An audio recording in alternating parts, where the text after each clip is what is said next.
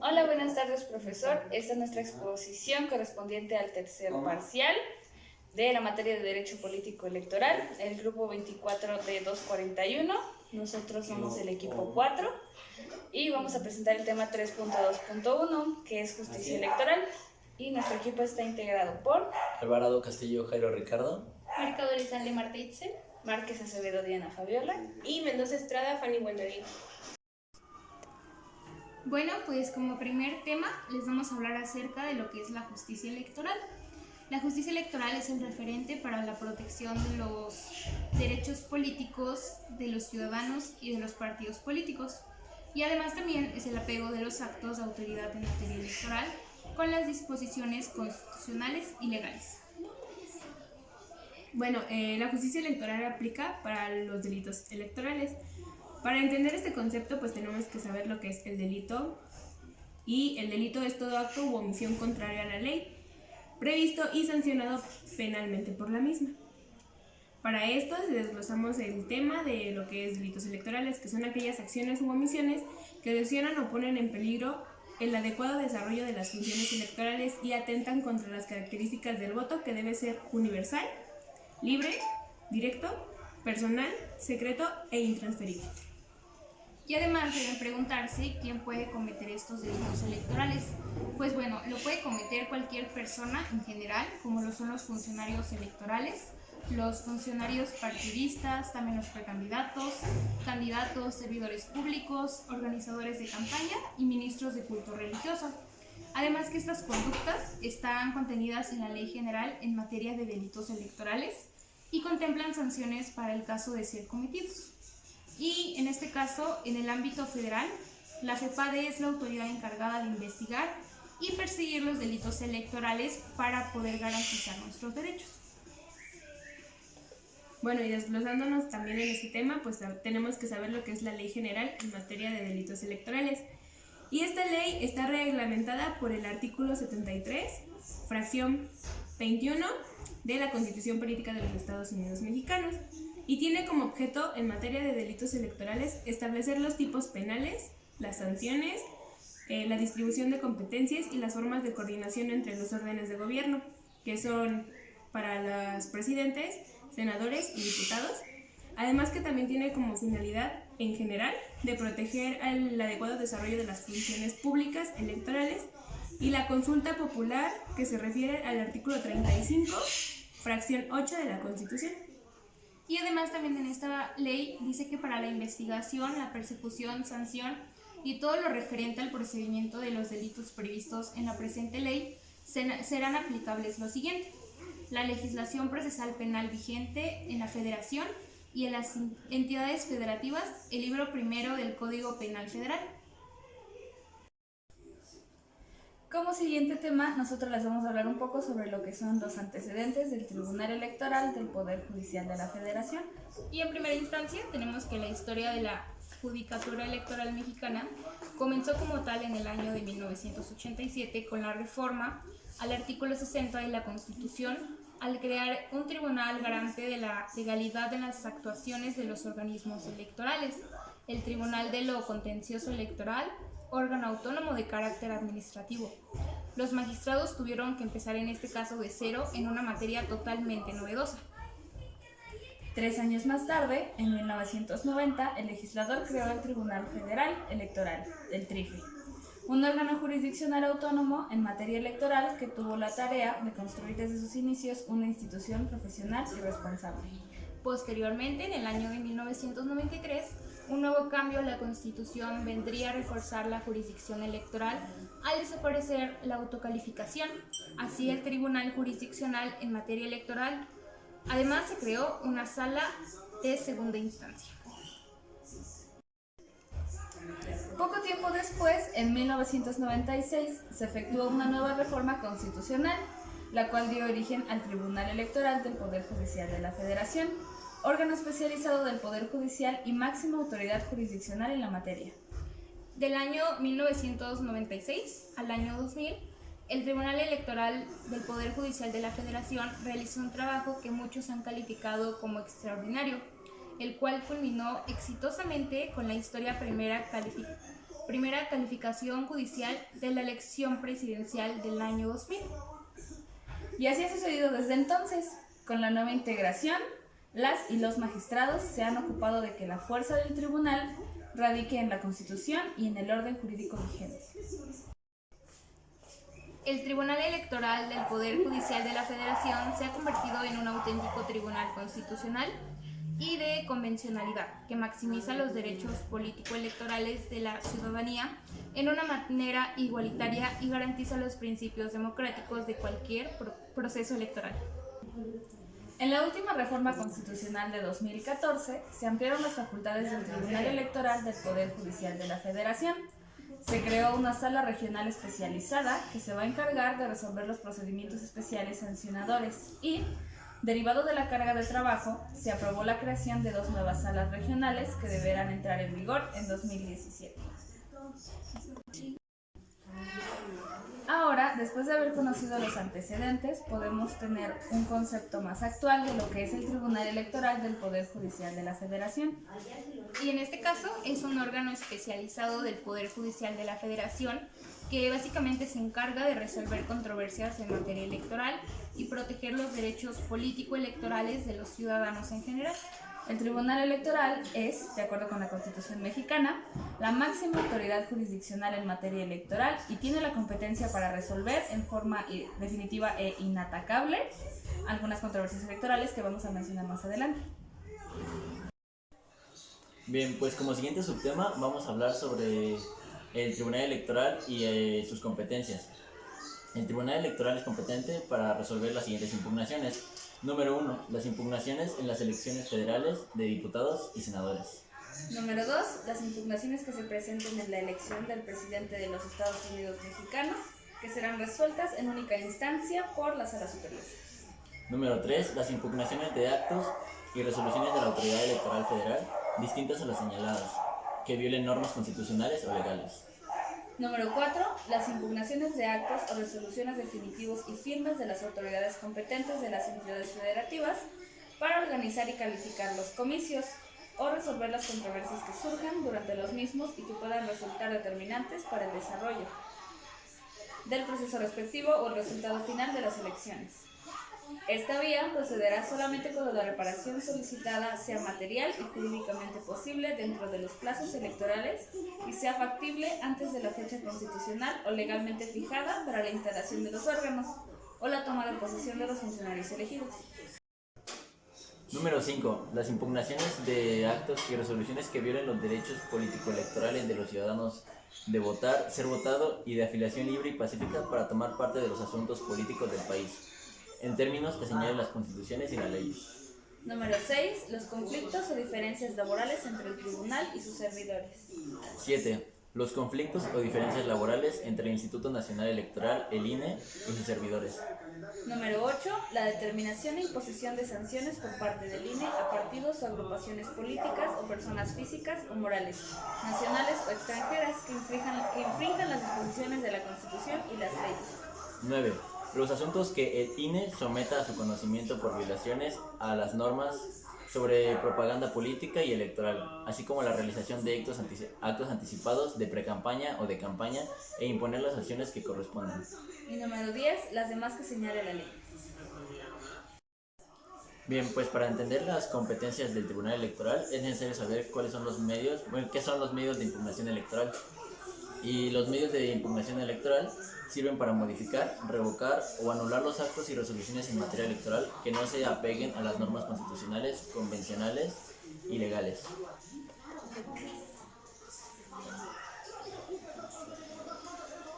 Por otro lado, tenemos lo que son los requisitos de procedibilidad, que están escritos en el artículo 9 de la Ley General de Sistemas de Medios de Impugnación en materia electoral, y dice que los medios de impugnación deberán presentarse por escrito ante la autoridad u órgano partidista señalado como responsable del acto o resolución impugnado. Y bueno, como primera instancia tenemos que se tiene que hacer constar el nombre del autor. Después se tiene que señalar el domicilio para recibir notificaciones y en su caso a quien en su nombre las pueda oír y recibir.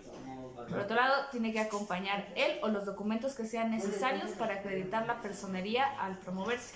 También identificar el acto o resolución impugnado al responsable del mismo. También mencionar de manera expresa y clara los hechos en que se basa la impugnación del acto o resolución impugnado, los preceptos presuntamente violados y, en su caso, las razones por las que se solicite la no aplicación de leyes sobre la materia electoral, por estimarlas contrarias a la Constitución Política de los Estados Unidos Mexicanos. También ofrecer y aportar las pruebas dentro de los plazos para la interposición o presentación de los medios de impugnación previstos en la presente ley. Mencionar en su caso las que se habrán de aportar dentro de dichos plazos y las que se deban requerirse cuando el proveniente justifique que oportunamente le solicitó por escrito al órgano competente y estas no le hubieran sido entregadas. Y por último, hacer constar el nombre y firma autógrafo del promovente. Bueno, para completar la información sobre los medios de impugnación, existe la Ley General del Sistema de Medios de Impugnación en materia electoral.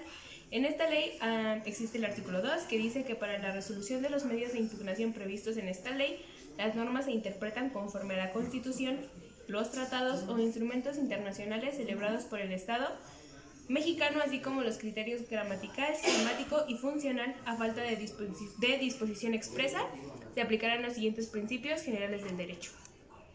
La interpretación del orden jurídico deberá realizarse conforme a los derechos humanos reconocidos en la Constitución, favoreciendo en todo tiempo a las personas con la protección más amplia. Y la interpretación sobre la resolución de conflictos de asuntos internos de los partidos políticos se deberá tomar en cuenta del carácter de la entidad de interés público de estos como organización de ciudadanos, así como la libertad de la decisión interna, los derechos de la autoorganización de los mismos y el ejercicio de los derechos de sus militantes. Y en el artículo 3 de esta misma ley nos habla sobre los objetos que tienen que garantizar los medios de impugnación, como que todos los actos y resoluciones de las autoridades electorales en los procesos electorales y de consulta popular se sujeten invariablemente según corresponda a los principios de constitucionalidad y de legalidad.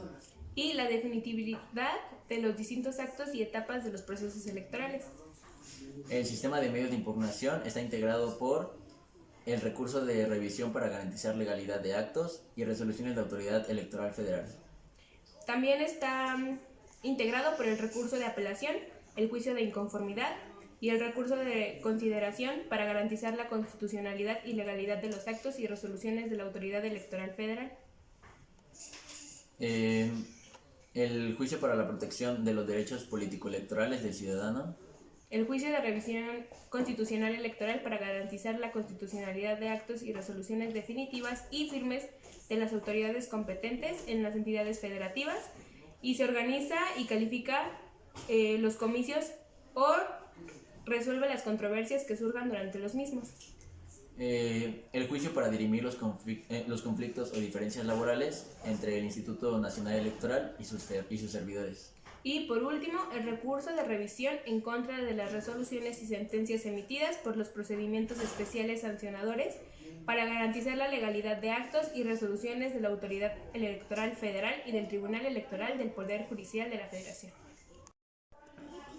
Y bueno, ya para finalizar este tema, como último subtema tenemos lo que es la organización del Tribunal Electoral del Poder Judicial de la Federación. Como primera instancia tenemos lo que es la estructura orgánica.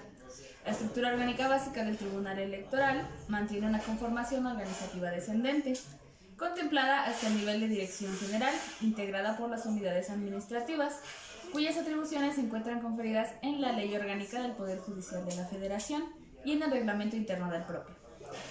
Su diseño busca identificar las áreas cuyas funciones se orientan a la impartición de justicia electoral, las que brindan apoyo técnico-jurídico a la función jurisdiccional y las que centran su operación en las actividades de carácter administrativo. Todas estas, en su conjunto, contribuyen al cumplimiento del mandato constitucional conferido al órgano jurisdiccional electoral. Dentro del Tribunal Electoral también se encuentran las áreas jurisdiccionales, en donde dice que el tribunal está organizado por la Sala Superior, que está integrada por 7 magistraturas y 5 salas regionales. con 3 magistraturas cada una. En cada sala regional cuenta con una Secretaría General de Acuerdos en apoyo a la función jurisdiccional. Se cuenta también que con la sala especializada para atender asuntos relacionados con la fiscalización de los recursos de los partidos, la propaganda y los actos anticipados de campaña. Por otro lado, tenemos también lo que son las áreas de apoyo técnico jurídico. Para su óptimo desempeño cuenta con 8 unidades de apoyo. La primera es la comunicación social, la segunda, la jurisprudencia, seguimiento y consulta, la tercera, las relaciones institucionales internacionales, la cuarta, las relaciones institucionales nacionales, la quinta, que es la documentación. En la sexta tenemos la transparencia, acceso a la información y protección de datos personales. En la séptima tenemos lo que son los asuntos jurídicos y en la octava, la igualdad de derechos y paridad de género. Por último, las áreas de apoyo administrativo, en donde dice que el Tribunal Electoral dispone de una área administrativa adjetiva a cargo de la Secretaría Administrativa, de la cual se dependen 8 direcciones generales. La primera es la planeación y la evaluación institucional. La segunda es la administración regional. La tercera son las adquisiciones, servicios y obra pública. La cuarta es el mantenimiento y los servicios generales. La quinta es la protección institucional. La sexta son los recursos financieros. La séptima, recursos humanos, y la octava, sistemas. Asimismo, cuenta con 3 órganos auxiliares de fiscalización. La primera es la Visitaduría Judicial, la segunda es la Contraloría Interna y por último la Dirección General de Investigación de Responsabilidades Administrativas, así como 2 instancias sustantivas, que es la Escuela Judicial Electoral y la Defensoría Pública Electoral de Pueblos y Comunidades Indígenas.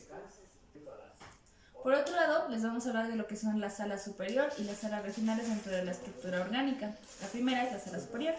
Y la sala superior es la instancia jurisdiccional que conoce y resuelve en forma definitiva o inacatable las controversias electorales presentadas por ciudadanos y ciudadanas, candidatos y candidatas, partidos y demás actores políticos. Está formado por 7 magistraturas electorales y tiene su sede en la Ciudad de México. Resuelve los medios de impugnación relacionados con la elección presidencial y gubernamental, incluida la de la Ciudad de México, así como las elecciones federales de diputaciones y senadurías con el principio de representación proporcional. Por otro lado tenemos las salas regionales. Existen 5, están conformadas cada una por 3 magistrados elegidos por el Senado de la República, a propuesta de la Suprema Corte de Justicia de la Nación y cuyo cargo ejercen por un periodo de 9 años. La sede de cada sala regional es la ciudad designada como cabecera de las circunscripciones plurinominales en que se divide el país. Estas se encuentran en Guadalajara, Monterrey, Jalapa, Ciudad de México y Toluca. Existe una sala regional especializada que atiende asuntos relacionados con la fiscalización de los recursos de los partidos, propaganda y actos anticipados de campaña.